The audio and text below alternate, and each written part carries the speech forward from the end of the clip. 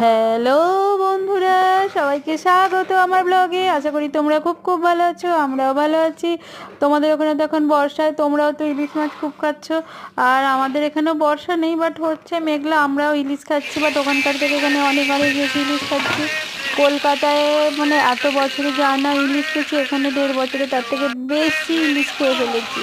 আর ইলিশগুলো খুব পদ্মার ইলিশ তো, খুব টেস্টি টেস্টি ইলিশগুলো। তোমার তেলও বেরোচ্ছে ভালো। আর বন্ধুরা বেশি বেশি করে আমার চ্যানেলটা সাবস্ক্রাইব করে দেবে, শেয়ার করে দেবে, পাশে থাকবে। আমি ঠিক আছে, সাথে থাকবে।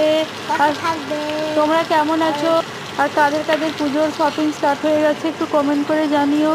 আর পুজোয় কে কী নিলে সেটাও বলো। আর আমার আজকে হচ্ছে দই সর্ষে ইলিশের ঝাল, আর সেটারই ভিডিও তোমরা দেখছো।